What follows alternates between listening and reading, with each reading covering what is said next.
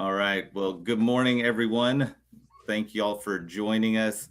I am Ben Tyndall. I am the executive director for Save Family Farming, and I really appreciate you all joining us for this live stream of a conversation that we're wanting to have with a couple resident experts in various fields of lobbyists, some policy analysts that we're going to be chatting with here in a moment. That I really appreciate it. But we're going to be talking about this upcoming session, which starts here in Washington State for us next Monday, on Monday, January 12th. And so we are excited to be able to kind of visit with a couple guys, get their impressions about as they've been working throughout this interim on some of the work and just talking and making visits and meetings with legislators, kind of keeping their finger on the pulse of policy changes or rule changes and potential policy changes that may be coming up that we may be looking at this session. And so we're going to dive into that here in a moment and kind of talk through some of those things, some of the potential ways that agriculture and individuals that really have a passion for advocating for agriculture, how we can be advocates for this industry and this community that means so much to us. So, but before I do want to say a big thank you to our sponsors, who Kennewick Irrigation District. They are the sponsor for these ag exchange conversations that we've been having over the past several months. And really, we couldn't do some of this work without them. So we really appreciate a big shout out to our sponsor, the Kennewick Irrigation District, and their support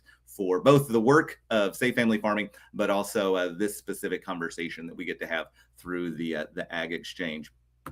So I do want to just quickly introduce our two guests to this conversation. First, Ben Buckholtz. He is with Buckholtz and Associates. He wears a number of hats and serves as a lobbyist representing a number of commodities and groups, and really appreciate him and his work, as well as Scott Dilley. He is the public affairs director for WAFLA. And so I will bring them on the screen. Gentlemen, thank you both for coming on board and being willing to engage in this conversation with us. I really, really appreciate it. Thanks, Ben, for having me here. Yeah, absolutely. Well, I will say before we get started, and I should have probably said this a moment ago, but I do want to let anyone that is watching this to please know that if you have any questions for Scott or Ben, that if you have any question, you can type in your comments in whatever platform you're viewing this on. We're showing this through Facebook, Instagram, as well as YouTube.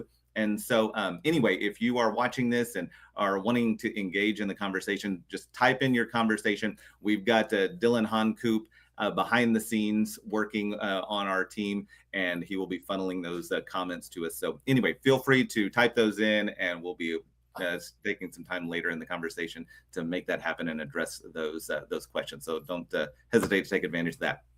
Well, guys, you look very calm for your last free calm weekend before a busy session starts. I really appreciate y'all taking some time with us. I did kind of want to start the conversation a little bit, and I'd love to pin this to both of you, but Ben, I can start with you.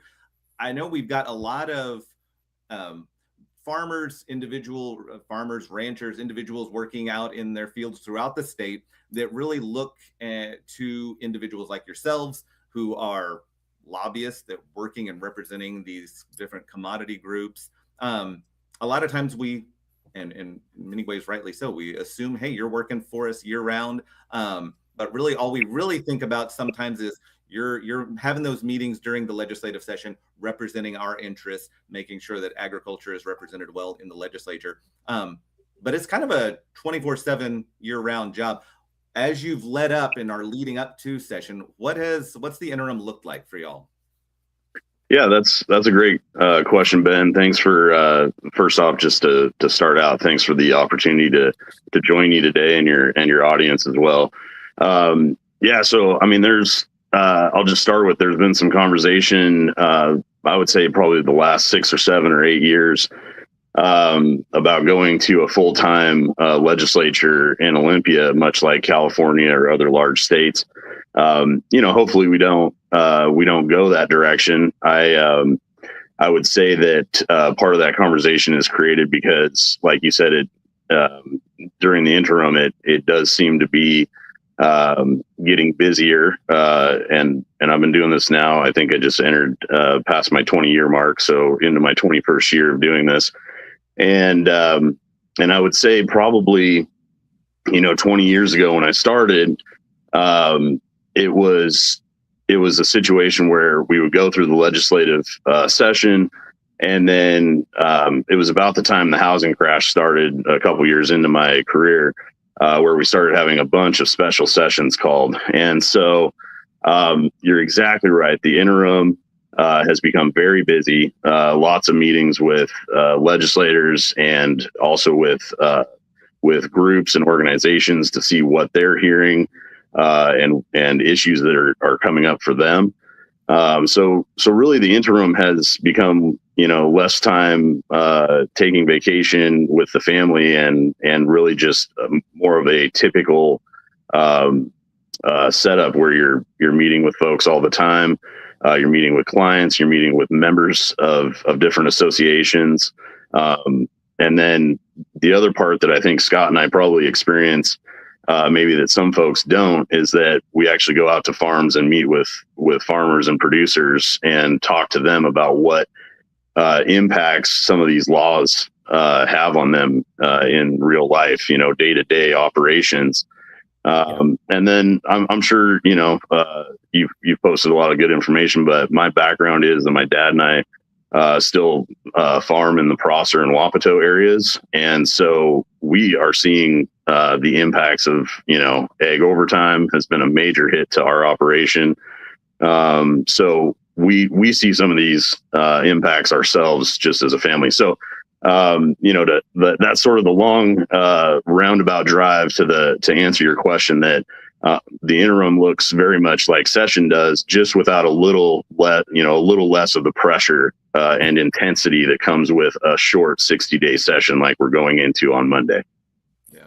Well, and to add on to that, Ben, what you said was exactly true. And I think one other component is agency rulemaking. That's what happens a lot during the interim. And so, especially with a very activist legislature that wants to pass all sorts of new laws, then the agencies get their chance at interpreting what those laws mean. So at least for me on labor issues, that means watching what ESD is doing, the Employment Security Department, the Washington State Department of Labor and Industries, and even things on the federal level, like some of the H-2A issues, whether it's the Biden administration or the Trump administration. Those issues have been playing out. And those aren't just, confined to the few months of session. It's really year round. So you have to keep watching not just what legislators are doing, not just what Congress is doing or the administration. It's, our agencies here, the Department of Health, Department of Revenue, even this past interim with some of the new sales tax increases that the legislature passed. We had to engage with Department of Revenue to ensure that those tax increases would be, minimal or non-existent on parts of agriculture. Yeah, and Scott, I think just to add on discussing the rulemaking issue, the other thing that consumes a lot of time during the interim as well, especially during the summer, obviously that, a lot of folks probably recognize that part of the reason the Washington State Legislature meets during January, February, March, April, during long sessions, goes into April. The reason for that is because back when the schedules were set, there was a lot more representation from agricultural producers and farmers, and so they set the meeting time during the winter when they were available. What we do a lot during the summer now is we also do educational tours where we take groups of legislators and agency staff members. Sometimes directors will join us. Department of Ag Director Sanderson joins us on quite a few tours, and we go out and actually see what is taking place on the farm, or if it's a business issue, we take them to businesses that are pertinent to that subject matter. So a lot of rulemaking, a lot of meetings, and then a lot of educational tours as well to make sure everybody is seeing what is going on the ground. Nice, nice. Well, I actually really appreciate that. It kind of gives a good flavor of, kind of what has been going on leading up, and I think Mhm. that is helpful. But I will say the thrust of what we're trying to look at is I'm expecting you guys to be able to shake your crystal balls and tell us exactly what is going to be happening over the coming months. Not necessarily, but I would love to hear, kind of as we're moving in, what are y'all looking at? And maybe even before we start looking at specific policies, um, Scott, this would go for both of y'all, but let me start with you. What's kind of the flavor as we're moving into this session? What are you feeling? Do we feel like agriculture has some friendly faces within the legislature, or is it more? Yeah, I guess what are Ben mentioned? We have more of an activistic legislation than usual. Kind of break that down for us. What is the flavor in the legislature right now? I would say, I mean, there is some uncertainty, moving into session, especially with the vote differences between the parties being vast. Like Ben was referencing, several years ago, and back then it seemed like there was a little more balance in the legislature, right? You could get votes from certain parties, or pull people over from one party or another. It's getting harder to do that here in Washington, just because of the really what people have voted for, and the legislators who are now in office, and their mindset. So there is some uncertainty, and there are big issues facing us, both on the policy side of things, as well as the budget side of things. So this will be a year for the supplemental budget, and I know there are conversations about tax increases or not, and what to increase, what might that look like. We have a legislature that seems to want more money and wants to keep spending, and that money's got to come from somewhere, and unfortunately that means all of us. So those are some of kind of broadly speaking, those are the kinds of things that are coming up, and it's going to take our collective effort to really push on those issues that are good for agriculture, and push back on the ones that are bad. Yeah. That's the other, Ben, that's the other piece that Scott and I deal with a lot is you try to find your friends in both parties. Obviously,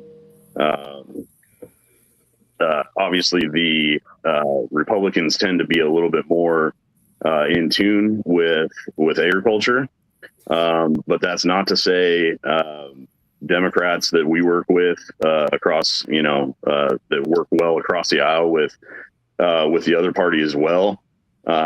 Obviously, they have got a pretty good understanding of the agricultural industry as well. Senator Chapman, the Senate Ag Committee, probably not anybody that I know that knows it as well as he does, and the same for the House Ag Committee, Christine Reeves, Representative Reeves. They both have they chair the committees, and they do tours all the time during the summer, and have been out to a lot of different farms and seen a lot of different operations. So we have to keep in mind, yes, they have close to super majorities. Maybe I would have to look. Maybe they do in one of the chambers. So there's getting to be a bigger gap there where it's getting harder and harder to find enough votes to find a moderate Democrat or so to vote with the Republican Party to stop anything. So that has made the job less fun, I would say, over the last 20 years. I remember some of my close older colleagues saying that, when there were a huge amount of taxes passed in the early 90s, the following election was really bad for the majority party, and it swung the other way. We have not seen any of that recently in recent history, where we saw, historically high amounts of taxes passed last session. And we're getting the sense that we're not going to see a big swing the other direction in elections. So with that said, what is the position of the legislature right now? I think it has become, like Scott said, they're looking for tax revenue because of the programs that have been put in place, and they have to pay for those services. I don't think it is. I don't think the legislature's position towards the agricultural industry is where it was maybe even 5 or 6 years ago. I think we were in a worse position 5 or 6 years ago with the legislative thought process of sort of leadership teams and et cetera. I think we have come from sort of the peak of anti or more difficult positions against the agricultural industry. I think we are starting to see that food security has become a really hot topic just across the country in general. And so with food security, I think leadership teams in the legislature have really made the conscious decision that we need to protect the agricultural industry. But when you start cutting that back a little bit, you have to realize too that we don't want just large farms. We also need some of the smaller farm operations as well. We need as many as we can get. And as we know, that looking at the data, that is not the trend that we are seeing. We're seeing much larger farms across the state instead of smaller mom and pop operations, 1 or 2 or 3 type owner operations have started to really go away. And so I know the Farm Bureau does a good job representing almost all of the agricultural industry in the state. And they have used some talking points over the last few years about how many farms leave the state every day or every week. I can't remember what the exact talking point is, but it has really impacted the small operator more than the large one. And so I think you're starting to see some legislators understanding that talking point about, okay, we need to do what we can to preserve the smaller operations as well. But then at the end of the day, when you look at some of the legislation that has been passed the last few years, and the agricultural overtime being one of the worst things that we've probably had impact the agricultural industry over the last 25, 30 years, you start to wonder if it's, if there's a lot of lip service there and how much they're actually taking that to heart. So we'll get more into all of this, but that is sort of, after meetings this summer, it feels better than it did 5 or 6 years ago. But still, we're in a tough spot just with the numbers of the majority. Yeah, well, it is helpful to kind of have an understanding of, after spending years, and I know you all have been working on this for decades, and we have, agriculture, we have farmers who have been working in these things for decades and some for generations. And so, is that message resonating? Is that message landing? Or does it feel like, we're spinning our wheels and not really moving forward? It sounds like, it's a mixed bag, but it sounds like there are some places that agriculture is holding some traction and really able to have some inroads in some of those conversations. Just to add to that, one thing I forgot was the political landscape, the makeup of the legislature. When you look at members that have been there more than 4 or 6 years, every year we're getting about 30%, 40% new faces in the legislature over the last 6 years. Yeah. There's not a lot of continued understanding from maybe 5 years ago. So we're dealing with a lot of new folks, and that makes it difficult as well, especially when you lose some of those. I just think of some of the older members that have retired or resigned or decided, hey, this isn't for me anymore. You lose all of that, background and understanding that they have of the agricultural industry. Yeah. Well, let me ask this. So what, let's kind of get a little more in the weeds, I guess. We've danced around a couple of the hot topics or issues that you all are facing. I know you mentioned the ag overtime is something that has been an issue really for the past 3-4 years now. But what are some of the issues that you guys are watching that you can share with us, kind of some of the issues, maybe some of the, policy or discussions that y'all are having as far as maybe the direction that some of these issues are taking? Scott, let me lead with you. What are some of the things that you maybe in your role specifically with WAFLA that y'all are keeping an eye on? Well, since I'm with WAFLA, I tend to focus on labor issues, and I would say for kind of three big things come to mind. First, we've already mentioned ag overtime. I know it's it's an issue that still needs to be addressed. And like you've said, for several years, we as the kind of the ag community, the ag lobby, we've reached out to our kind of allies in the legislature to run bills that will kind of exempt ag from certain number of weeks from having to pay overtime, that kind of thing. Those bills are still out there. They're still alive. A few years ago, we did get a hearing. I know last session we didn't even get a hearing on that bill. I do think there are more legislators who are understanding the implications of what ag overtime means for the industry and for the state. And most recently, I know we've been trying to get the word out about. I know there's a petition effort as well as a survey of farm workers. I really think the way forward on that issue is for farm workers themselves to speak out, because I know our employer members are hearing from their workers that ag overtime has actually harmed take-home pay. It hasn't, the worker advocate said it would help with take-home pay. It really hasn't, because of the economic realities of labor-intensive agriculture. So I would, and I think, Ben, Safe Family Farming has certainly helped get the word out. I know WAFLA has. There's several other organizations about Center for Latino Leadership as well, about that petition, as well as the survey of farm workers that's being done by WSU. So I don't know if there's a way to maybe publish those links once again, but I think it would be helpful to get that information out to people so they can forward it on to workers. We want to make sure that workers' voices are heard on those topics, because this is an issue that affects everyone in ag. It's not just farmers, it's the workers as well. And a couple other labor issues that have come up more recently in the past few weeks. One of them is a bill that would deal with providing notice of I-9 audits to workers. So, and this is not just an ag bill. This would be for all employers in the state. What the idea behind it is, if the federal government if it comes in and they want to do an I-9 audit, then you would have to provide your workers, both current workers as well as previous workers for the past 3 years, notice that audit is going to happen.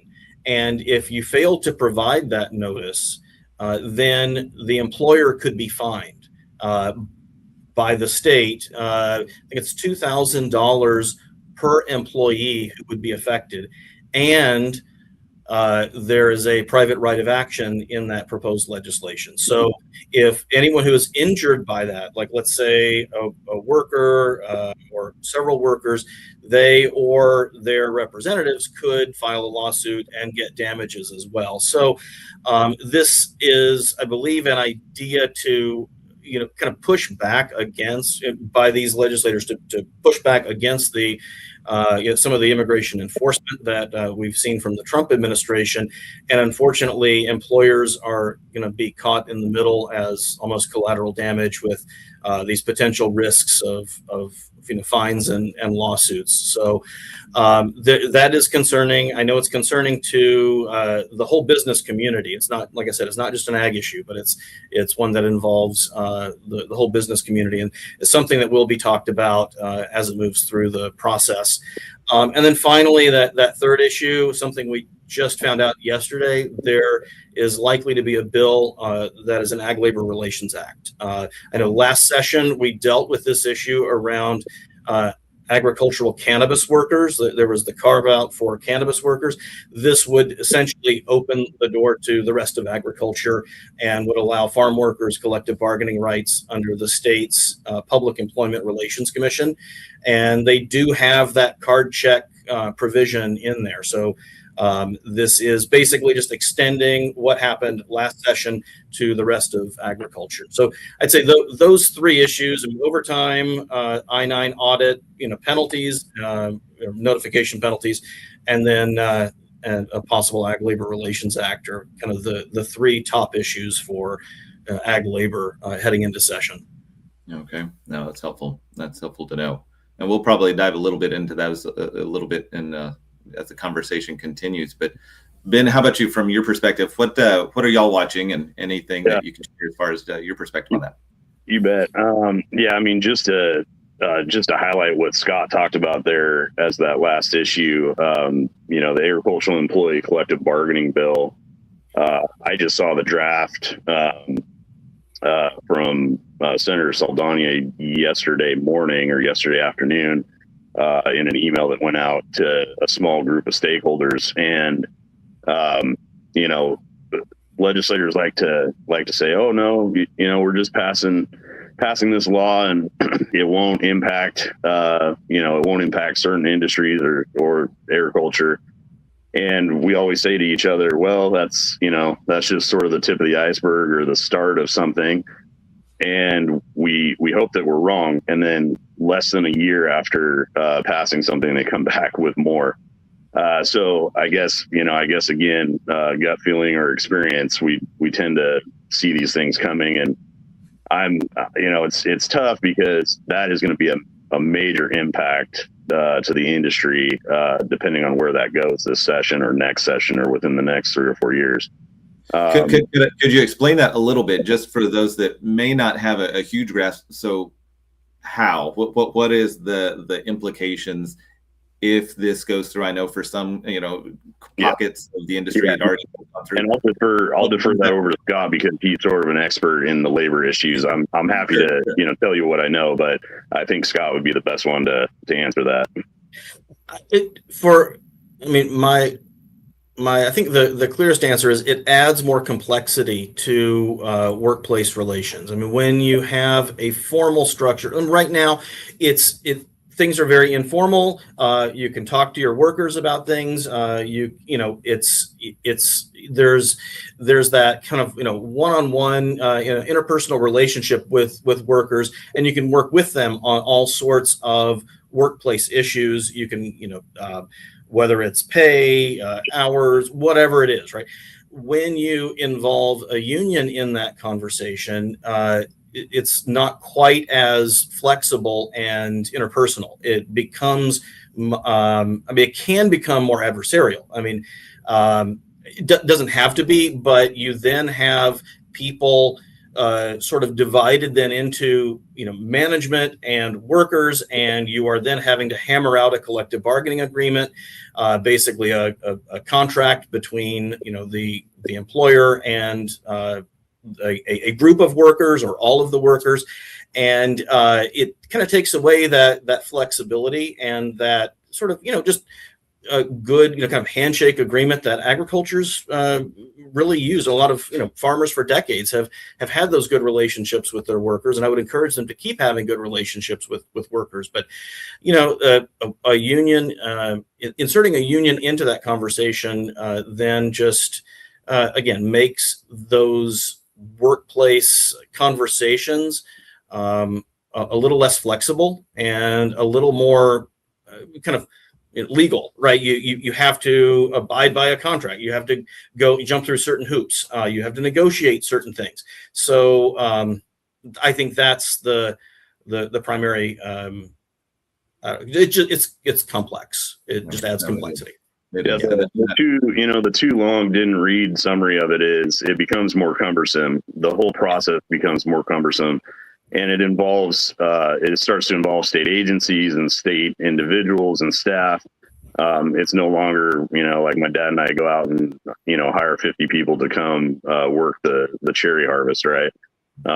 You start to have paper contracts and track everything, and all of a sudden, a two-person operation has to hire somebody just to handle the paperwork, and I don't think we even have that in our margins. So it's a much more cumbersome system after something like that would pass. So and then not to defer, but Scott really is the labor expert, so I didn't want to step on my toes on that one. But one of the issues that is at the very top of my list that we will be working and keeping an eye on this session. It has been around at least for a couple of years. I'm not going to say a specific date, but environmental crimes. I think Save Family Farming did a good job last session of getting this information out to everybody. So kudos to you for the work that you do on getting some of these issues out to farmers that maybe aren't Farm Bureau members or aren't members of mine in different organizations. But the environmental crimes bill passed the Senate last session. And when I say last session, I mean 2025 long session. It passed the Senate and it died on the House side. And this bill, the reason I say it's at the top of my list is there have been nights where I lay awake thinking about it because of all of the different examples that I can think of where it would allow ecology or the Attorney General's office to prosecute a farmer that maybe isn't even aware of a situation that is taking place on the farm. If it is an employee that has done something maybe not to the label. One example that I keep thinking of is if you're mixing a tank of spray products, let's say you're going to do a herbicide treatment, and let's say that tank is mixed against what the label is the law, and they mix it a little bit heavy or a little bit more concentrated. That would allow that employee to report that situation, even if it was the employee that did it. They would then have whistleblower protections against the farm or the operation, and then the state would take over from that point. I was on a stakeholder call, I guess it was 2 days ago, where the entire team of attorney generals, assistant attorney generals, the sponsor of the bill, Yasmin Trudeau out of the Senate, we had a stakeholder call, and first off, they were unable to really answer what examples in the agricultural industry they are trying to solve.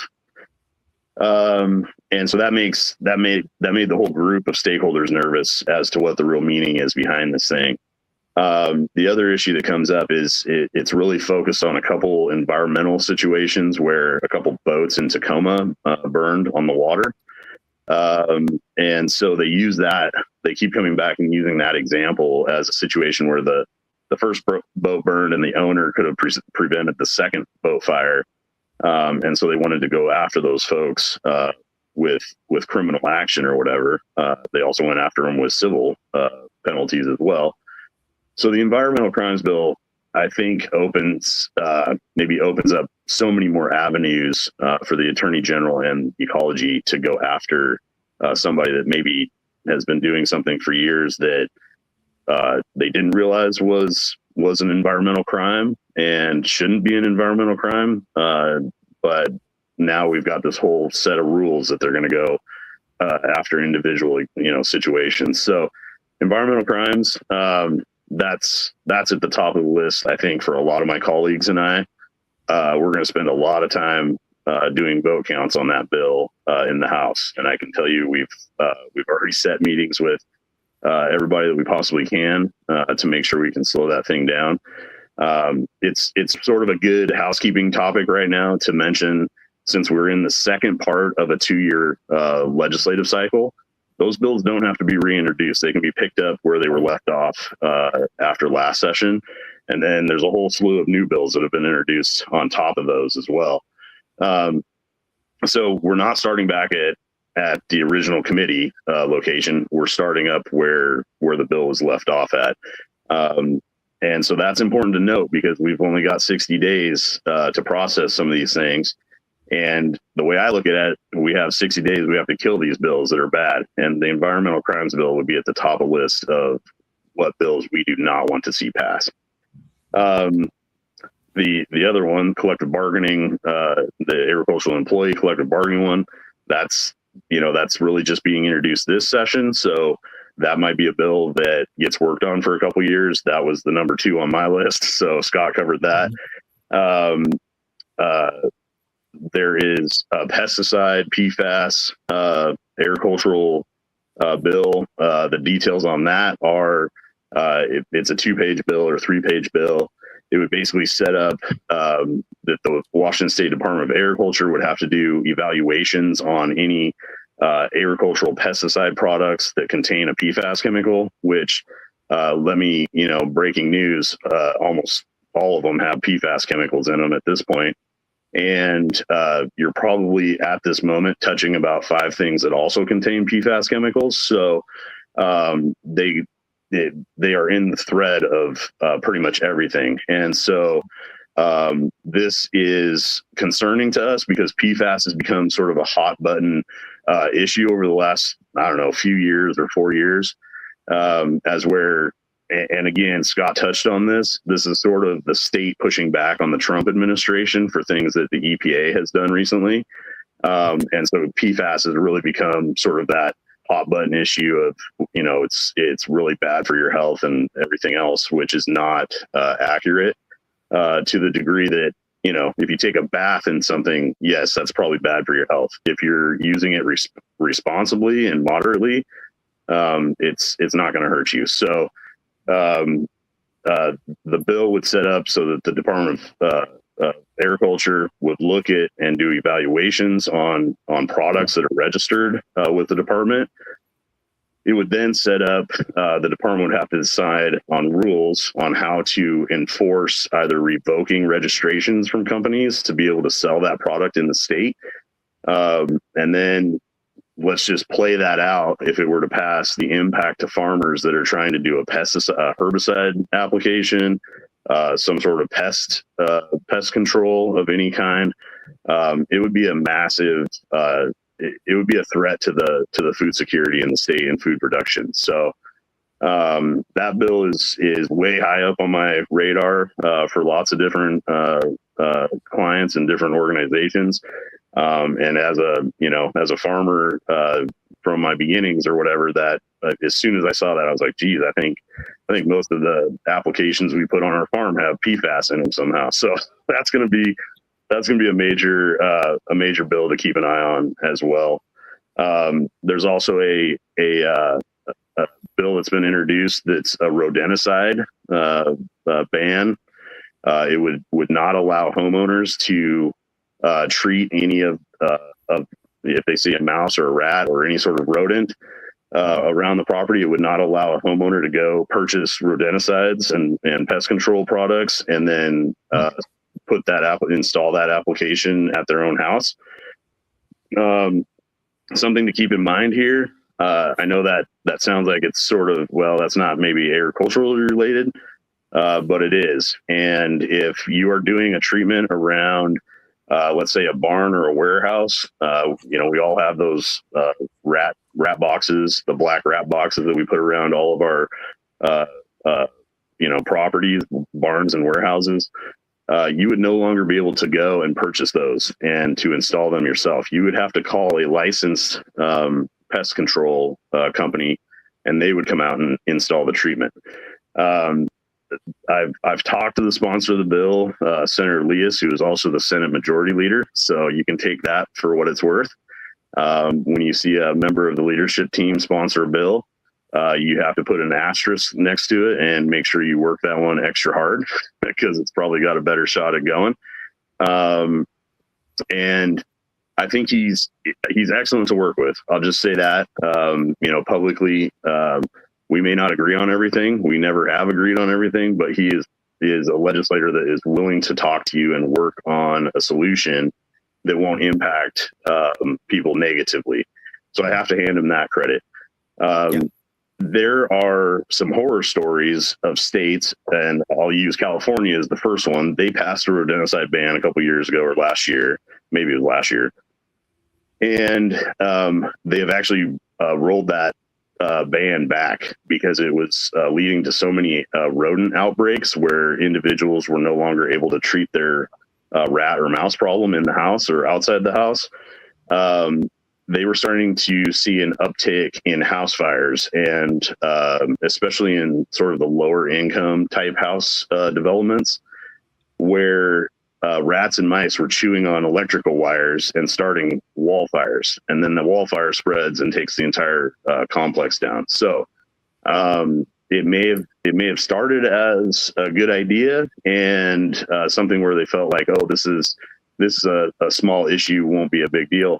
I think even the sponsor now realizes it is a big deal, and you should be able to treat a rat infestation or mouse infestation yourself and not have to go out and spend a large amount of money to try to get that under control. So the rodenticide ban, that'll be a bill that stays pretty high on my list as well. Again, with the sponsor that it has, I suspect that bill will move to some degree. And so hopefully we can have a factual, data-driven conversation on that one and keep the emotional part out of that. Just real quick, I'll just touch on the final couple things that are on my list. There's a bottle bill coming. It was part of the extended producer responsibility bill, which is basically a long-term for package recycling from last session. That bill, EPR, ended up passing last session. Rulemaking has just started for that, but you already have to sign up for the program as of January 2 or January 1. And you have to be signed up by, I think, the end of the month. So something to keep track of there. Well, this is the second part of that bill, the bottle bill. And so maybe not a direct major impact to the agricultural industry, but something that we use a lot of bottles. And I can think from just a pesticide standpoint, we're successful in getting a FIFRA exemption on the packaging part. We are also looking for a FIFRA exemption from the bottle part. And so we will be watching that bill very closely. And then the final couple things, there's a group of agricultural representatives actively working on Climate Commitment Act, CCA money that has been collected. Basically, CCA is our cap and trade program in the state, as you guys both know. And there's a group actively working on a list of trying to get some of that money directed towards the agricultural industry, more so than what we have now, because in California, there's quite a bit of money that goes to the agricultural industry. In our state, there's less. There's not as much. We have a couple fuel exemptions, temporary fuel exemptions, I should say, as well. And so we're working on trying to get some more of that revenue directed towards the agricultural industry. And then the final two things I'll mention that will be, this is the crystal ball part that you talked about, Ben. The two major things we're going to hear a lot about, you're going to see a lot of conversation about a high net worth wealth tax on individuals that are making $1 million and more, and they want to tax 5% over the $1 million mark. Probably, it sure as heck won't hit me and my dad, I'll tell you that right now, but it may impact some larger operations. And the part that would hit all of us is we are going to see a very serious conversation about an income tax for Washington State. And I know we've sort of had that threat the last 10 years or so that they were going to start having that conversation. And everybody quickly goes to the fact that it's against the state constitution. The income tax conversation is going to hit another gear, a higher gear in how serious they talk about that this year. And I think there is a very high possibility that over the next couple of years, we see something sent to the state Supreme Court to allow an income tax in Washington State. So that's my crystal ball part of this conversation. And I know I took way too long on all of that, but those are like the top, 5, 6, 7 issues that we will be working in this 60-day session. Nice. Well, let me ask this. We got on the screen, we had a listener wanted to know what your dream and nightmare pieces of legislation are this session. Sounds like one, there's quite a few that are keeping you up at night. I think we've nailed the nightmare pieces. And And, in many ways, in fairness, the dream pieces of legislation are probably the pieces of legislation that never show up. It's like you were saying, Ben, a lot of your job is just, hey, let's try to stop and kill bad damage bills. control. Yeah. Damage control. Exactly. Is there any, and if there isn't, hey, that's fair. But are there any bills that we should be aware of and say, hey, let's support this bill? We want to get behind this one. We see this as a positive step forward. In any dream pieces of legislation? I would just say keep up the pressure on some kind of ag overtime fix. We need to keep pushing on that and pushing for a fix. So I would say, in terms of a dream piece of legislation, some kind of ag overtime fix would certainly be on my list for dream legislation. I think the other thing, although I don't know that it's going to happen, would just be a no new taxes budget. I mean, let's get back to actually setting priorities in terms of spending as a state, and then and actually trying to live within existing revenues. But that's my dream. I don't know if that's the dream of the legislature, though. So, or the governor. We'll see. If you're asking about our dreams, that would be Scott nailed it. That would be the top of any of our colleagues' list. Would be having a budget that is balanced and maybe provide some relief and no new taxes. It has been since the Senate majority coalition was together and leading the Senate. That was the last time we had a budget that was, I don't know if it was totally tax-free, but it was very close to tax-free, and even kept state college tuitions the same over 4 or 5 years. So that to me is like a dream come true. I'm not sure that we're in that era anymore, to be honest with you. I mean, we haven't had a Republican governor in the state since 1984. That was the year I was born. So we are in a different era at this point. But that would be the dream bill right there. The next closest thing to a dream probably would be getting a larger chunk of the Climate Commitment Act money directed towards agriculture. There's a lot of great places you could put money like that for one, WSU research and development, extension agencies that do research for farmers. A lot of that has become privately funded now, organizations that are trying to find a better way to pick apples. That I just was at the Prosser extension location, and they're working on robots that can, with AI, identify ripe fruit and pick that in the first trip through the orchard. So that would be the next closest thing to a tax-free budget, would be moving some of that CCA revenue towards agriculture. That would be a huge win. The second, probably next closest thing that would be a dream would be this year there's going to be a piece of legislation, it looks like, drop pretty soon for equipment sales, agricultural equipment sales, sales tax exemption, or at least a way to help folks that are buying large pieces of equipment make that cost come down a little bit. And so I think that would be the next, but that's a small one, but that would be a win as well. And then the other dream piece would be, we went through an absolute battle royale last session even within the agricultural representative community over fuel sales and exemptions from the CCA fees. We are actively working on trying to get a full-time propane fee exemption from CCA, and to make propane fuel exempt from any of the CCA fees. That would also be on my wish list if we were able to get it done.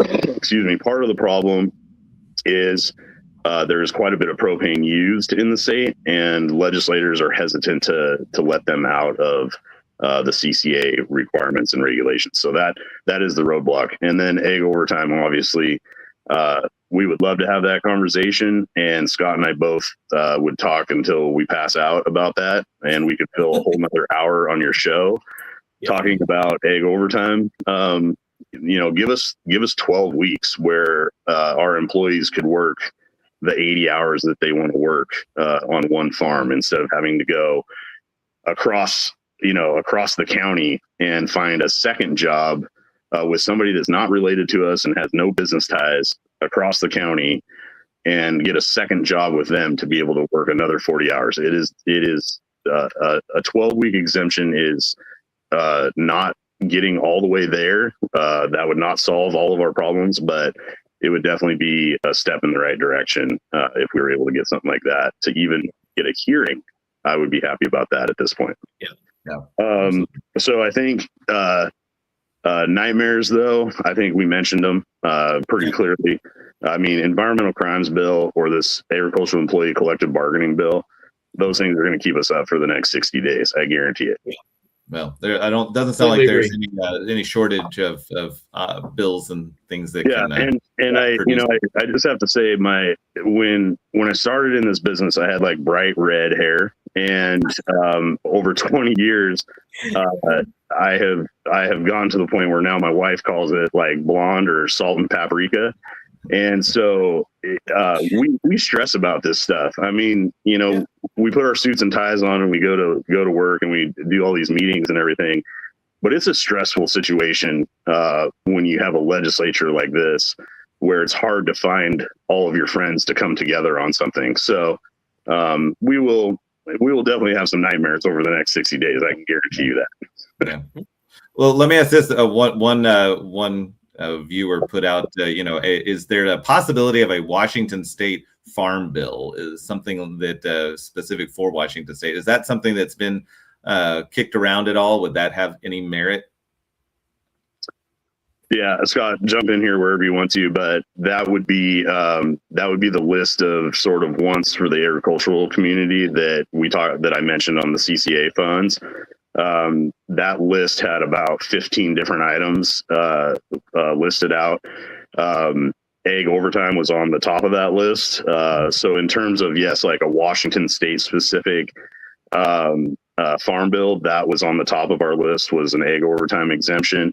And then obviously propane exemption from all the CCA fees that have been tacked on to all of our fuel costs. That was on the list as well.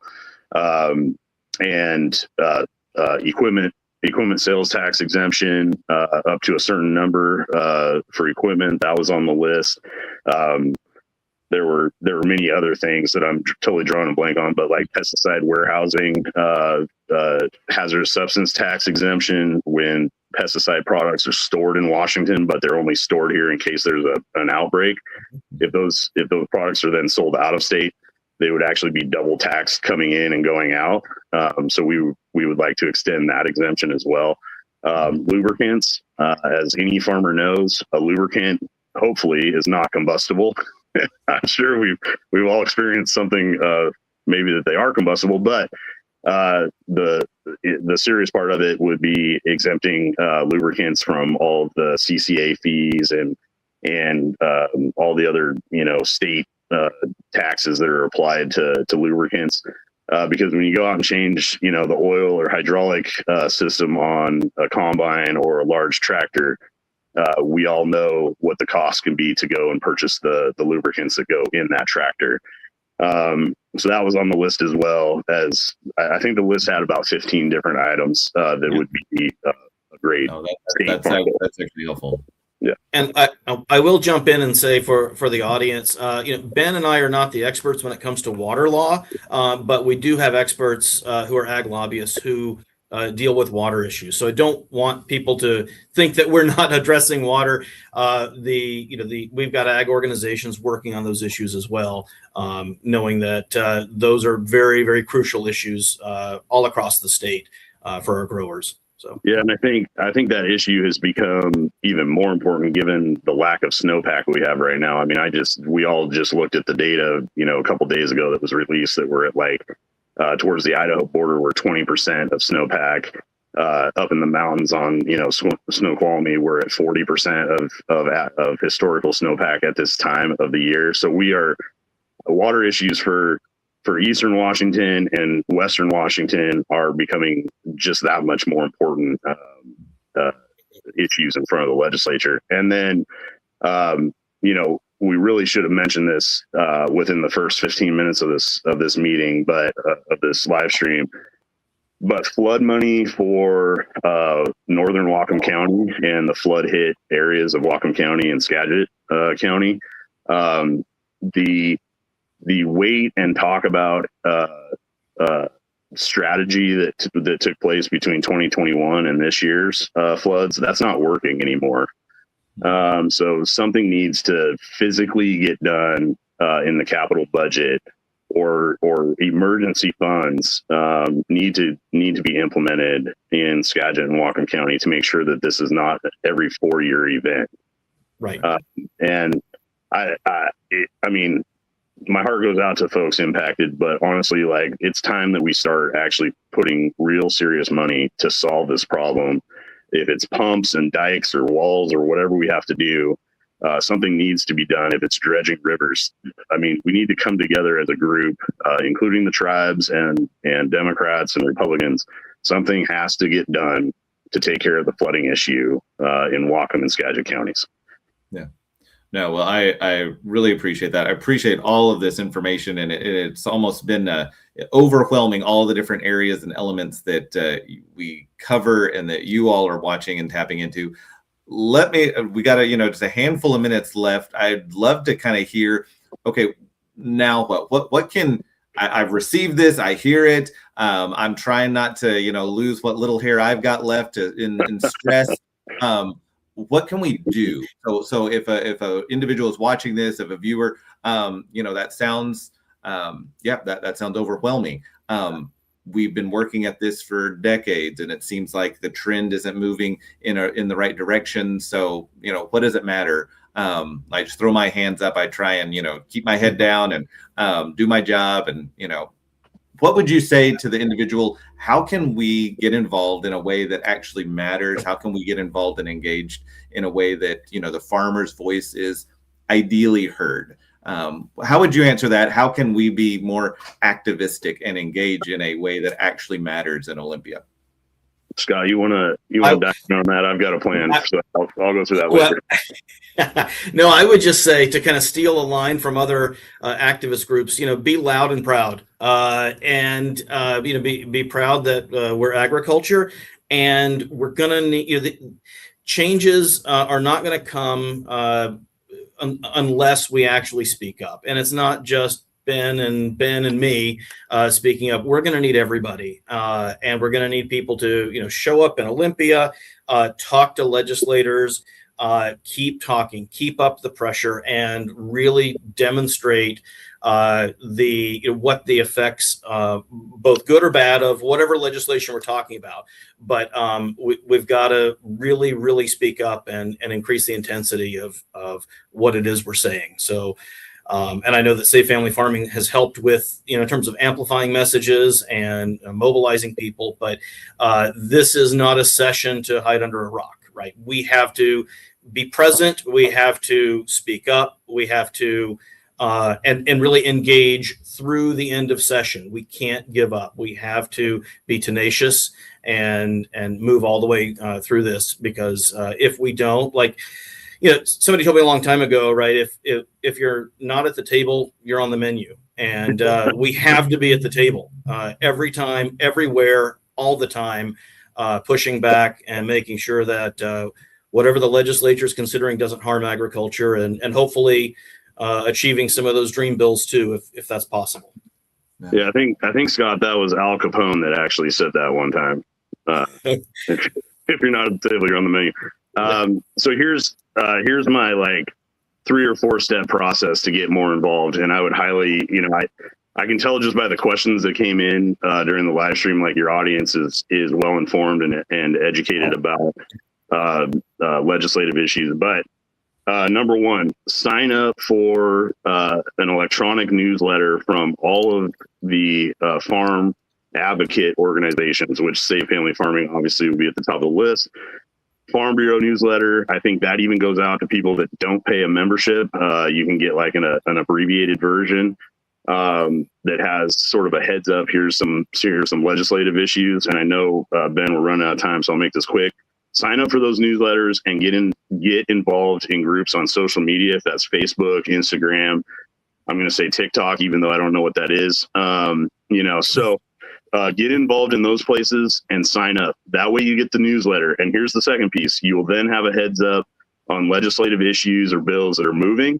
Number 3, sign up to either testify remotely. It only takes about, you only get a minute to testify. You can do that from the tractor or from the office. If not testify, sign in on the bill so that we have numbers to show people. I send an email after a bill is heard that has the signups for the pros and the cons to the committee. I like them to be forced to read that if there's 3,000 people that oppose the bill and there's only 200 that like it, there's probably something wrong with what they're seeing. And then after that, if you have time or are willing to, you need to call the legislative office and tell them to meet with you or ask them to meet with you during the interim. There is plenty of time during the summer for all of us to have a 1-hour meeting with legislators on the farm or in the office or wherever you're at and talk about agricultural issues. Like I said, we have a lot of great Republicans working, pushing forward agricultural industry issues. We have a lot of great Democrats that are doing that as well. We need to get more of both sides to understand the issues better, to see the real-time impacts on the ground. Have them to the farm or to the processing operation. Tell them to leave the L&I folks at home for that tour, but have them come to the farm, have them see what's going on, talk to them about ag overtime issues, talk to them about labor issues, labor shortage issues. That's how you get involved. That's how we swing the pendulum the other direction. And anywhere we're having interactions online through social media, food security should be the number one issue we are talking about, along with labor issues and labor, safety, things like that. Food security and labor should be the hot button issues that we talk about anywhere we're posting something online. We need to talk about that because that resonates with both parties. No, it does. It does. Well, let me ask this. If we got, if I were to say, hey, let's take another 60 seconds. Is there anything that you, would leave a viewer with as you're entering this? One, thank you both for, I do want to say thank you for your work. Thank you for tracking these bills. Thank you for your work during the interim. Thank you for taking the time with us this morning. And really I do want to stress to those viewers, take these suggestions to heart. I really liked Scott's comment. This is not a session to, crawl under a rock. We need your voice. We need to be engaged. Ben outlined a number of key areas and ways to be engaged. Don't discount any of those. Recognize that those do have a role. If all you can do is say, hey, I can get a newsletter and I can send an email once or twice. I can, keep an ear on maybe a testimony here and there. That's fantastic. Please do. We need everyone's part in this. But guys, is there anything that you would kind of leave us with as we wrap it up? Yeah, Ben, my final 30 seconds would just be to reiterate to anybody that's involved in the agricultural industry, whether you're a farmer, a producer, if you work for a farm, if you're a processor, you are not alone. There are other people going through the exact same stresses that are hitting farmers across the state every single day. Reach out to your family, reach out to your friends. If you are having a financial issue, talk to somebody that you're friends with and close to and get that off of your shoulders and off of your chest. There are statewide counselors and hotlines to call and talk to a stranger about what you're going through, or call your friend or call your family members and let them know what you're going through. This is a way of life. Farming is a way of life for us, but don't let it take you to a place that's not that's dark. Like, reach out and talk to somebody if you need some help. Things are rough right now. Like in the farming community, it's rough. We're not getting great prices. We're dealing with labor shortages. But remember, you got friends, you got family that care about you.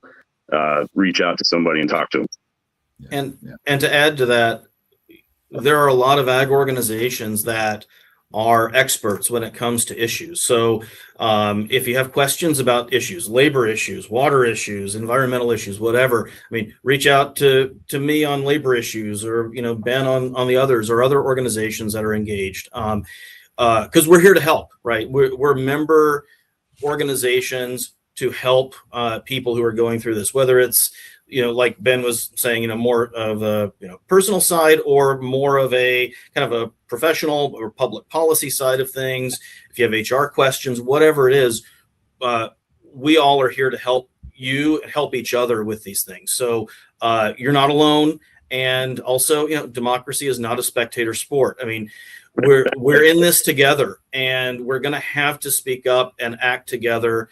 Not as individuals on all these levels, but as friends, as colleagues, as neighbors, as communities. That's the only way we're going to really see true success is to come together and learn from each other and support each other. And each person doing what they can, but also sharing each other's burdens. And I think that's the path forward. And I hope that brings hope. Yeah, no, it does. I want it to bring hope. Well, and I do we're want not alone. to encourage you, if those that are watching and viewing, like was mentioned, if you're interested in signing up for the one of our newsletters, I will encourage you. You can sign up for Safe Family Farming's. You can use this QR code to access that and sign up directly online. Like Scott mentioned as well, if you have questions, or if we can be a resource, or we can, if you say, hey, I have this issue on my farm or my operation, or I have an issue with policy, but I don't know who to contact us. I'd be not that we are the experts, but we can easily put you in touch with the correct person. Know that we can be a resource. Please reach out. Our website is there, safefamilyfarming.org. There's a great deal of information, articles, as well as resources, both video and audio on there. Our email address, info@safefamilyfarming.org. We also have a upcoming film, or I say upcoming, it just premiered, speaking directly on labor issues, and it highlights farm worker voices in particular, as well as one farm operation in particular in the Wapato area, but really looking at their story and their journey and the impacts of labor and rising labor costs on this particular farm. It's called Farming on the Brink. You can watch it online. You can use that QR code to access it. I encourage you, watch it, comment on it, share it with within your network as well. It is in my opinion, it is a very powerful, rather short film, but a very powerful message, hearing directly from farmers, but as well as the employees and the farm workers, and hearing their perspective and their voice as how this has been impacting. And the last thing I just want to point out is we have an upcoming advocate event coming up later in February. If you are interested in how do I kind of take the next steps to be an advocate for agriculture, how do I engage with media, how do I engage online, how do I engage with using social media or individuals on podcasts or various other platforms, we want to help you, equip you, empower you to use your voice. You have a voice, you have a story, you have a perspective, and the public needs to hear that. Our legislators need to hear it. Those in policy making positions need to hear that. And so we want to help equip you. And so this is something that registration will actually be opening tomorrow on our website, safefamilyfarming.org. You go to that website, you'll be able to register online. The event will be Wednesday, February 4th in Ellensburg at the fairgrounds there at the Heritage Center at the Ellensburg and the fairgrounds there. And it will cost $50, but that will include a number of items such as lunch and materials, etc. So I want to encourage you, if you are interested in kind of taking that next step and engaging, how do I use my voice? How do I take that next step to really be an advocate for agriculture?